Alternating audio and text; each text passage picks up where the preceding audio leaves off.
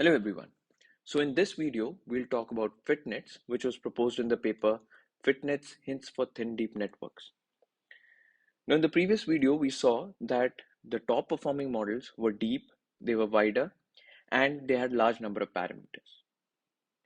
However, Fitnets try to leverage the importance of depth as it is a fundamental aspect of representation learning, as it encourages the reuse of features and leads to more abstract and invariant representations at the higher layers.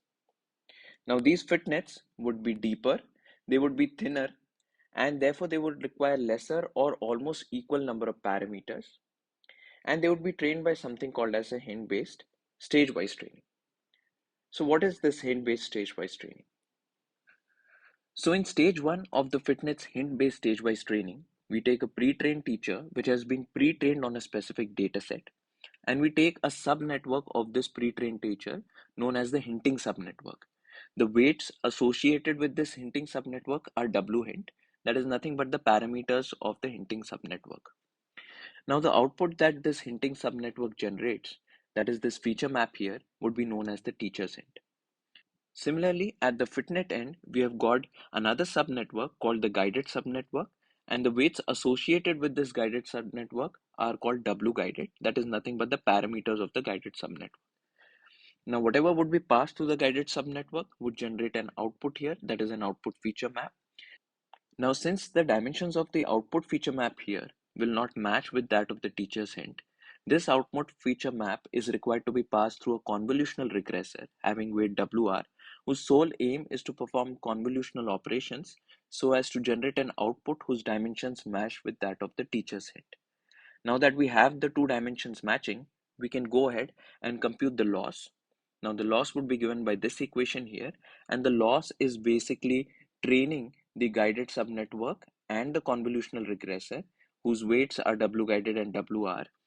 And the first term that we see here is the teacher's hint, and the second term that we see here is the output of the convolutional regressor, that is these two outputs, and we are taking the 2 norm of the distance between these two outputs. So this becomes the loss for stage 1 of the fitness hint based stage wise training.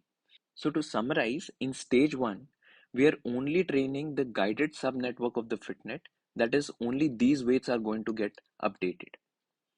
So in stage 2, what will happen is that the entire fitnet gets trained. That is, all these weights that is given by WS star would get updated based on another loss function. And the loss function that we take here is the same loss function that we saw in the previous video. That is the knowledge distillation loss.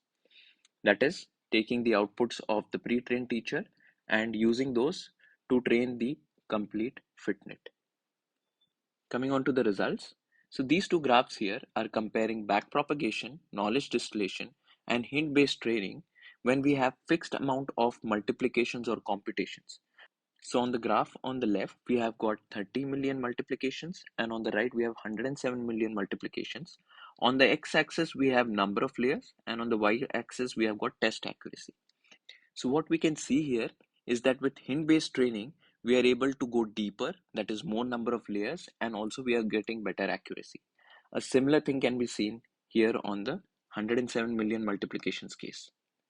The second result that was shown in the paper is this accuracy speed trade-off on the CIFAR 10 dataset that they have done. So for the teacher, they have taken 5-layer teacher having 9 million parameters and gave an accuracy of 90.18%. And then they have compared it with various variants of Fitnet by increasing the layers gradually.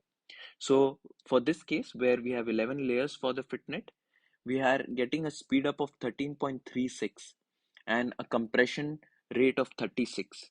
As we go on increasing the number of layers, although we get better accuracy, but we see a drastic drop in the speed up as well as the compression rate. So therefore, to summarize, using hint-based training, we were able to train deeper models than with standard backpropagation. And also, given a fixed capacity, deeper models are performing better than shallow ones. So with that, I'll see you in the next video where we'll talk about attention transfer.